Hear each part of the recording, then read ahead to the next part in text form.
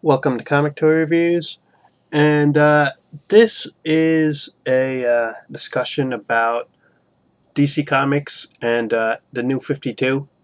It's almost been a year since they did the relaunch of their comic book universe, which is pretty much a reboot of all the characters for the most part, and a starting over of their universe. And I'll look back 1 year later on how successful DC Comics has been in the last year, and has it been a success?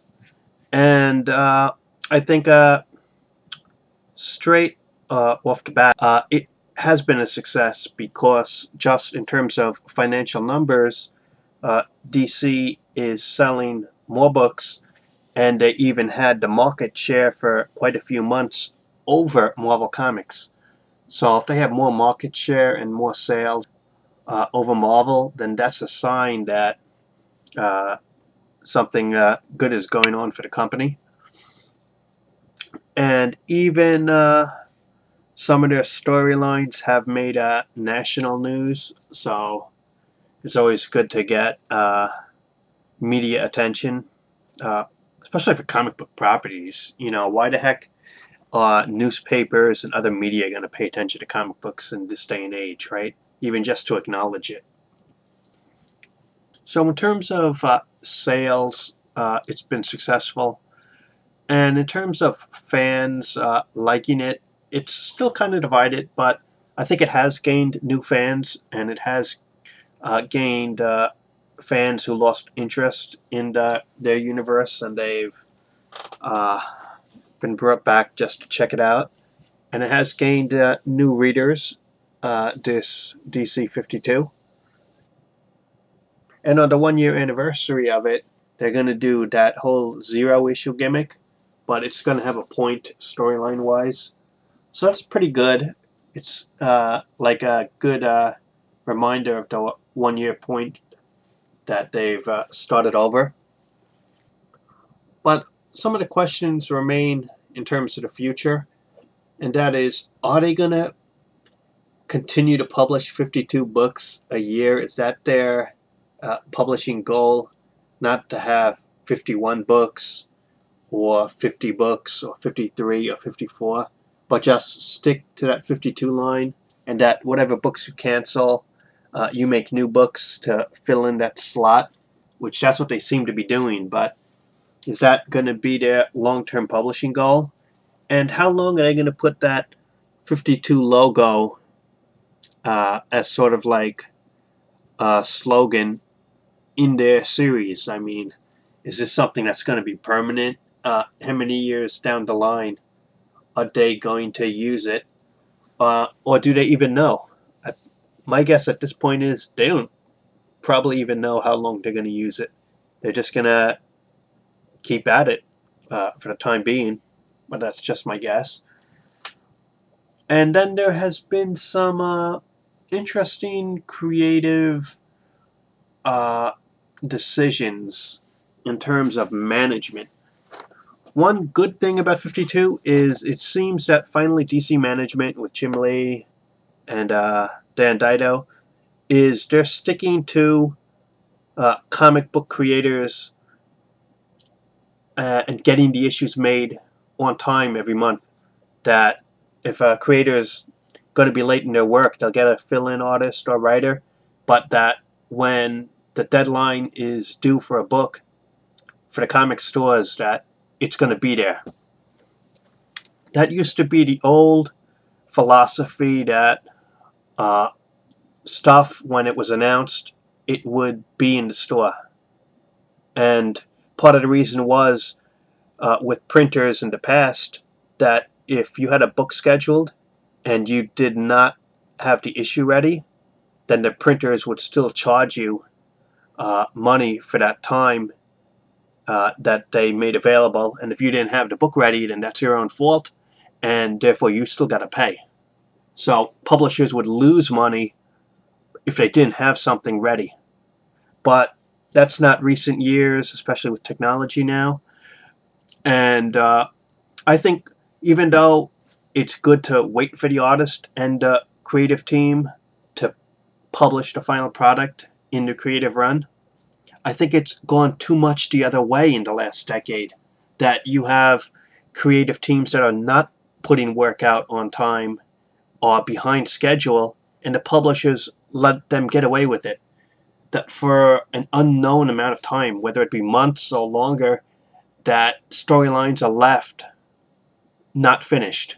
That they say they'll produce a mini-series or a series with a certain creative team, and then they keep waiting for that team, and then it takes a long time to complete the series, if it even gets completed.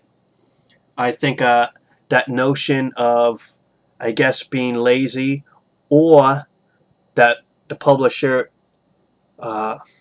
produced the issues too quick and should have waited for the creative team to complete the series. So it's also the publisher at fault in that regard. That it has been too much editorial letting the creators get away with missing schedules. And that's been something that's happened across the industry for at least the last decade, and it's gone on too long. And it's time that editorial, if you're going to say you're going to publish an issue, you get the work done. And that's part of the business end of comic books. And yeah, it's a tough battle between the business end and the creative end. But I think maybe especially the retail stores and even the fans, I mean, don't you get tired of the publisher saying you have a certain comic and it will be out this time, and then it's not out because the creative team didn't make the issue? But this editorial, I guess, mandate to get issues out on time and make sure the stuff is published every month has also cost creators, because even about a year later, there has been some big creative shakeups going on at DC Comics. I'm hearing rumors that editorial has been doing a lot of last-minute changes in some books that literally the creators had one way to tell the story, and then the editors are so, I guess, heavy-handed that they are changing the creators' ideas at the last minute, and they're asking for rewrites and more rewrites, and they're changing directions again and again and telling the creative team what to do, the editors. So in that way, some books are becoming editor-driven in terms of writer and artist driven in terms of how the story is being told. And with these last-minute changes, some various creative teams have either left the books, going to leave the books, or are being replaced. And when you have a big turnover rate like that of creators, of writers and artists, especially the writers leaving, then I guess editorial might be over-managing the DC line. They might be going too much in terms of editorial management, because they're the ones who have the power over the creators. If they say something is so, then guess what?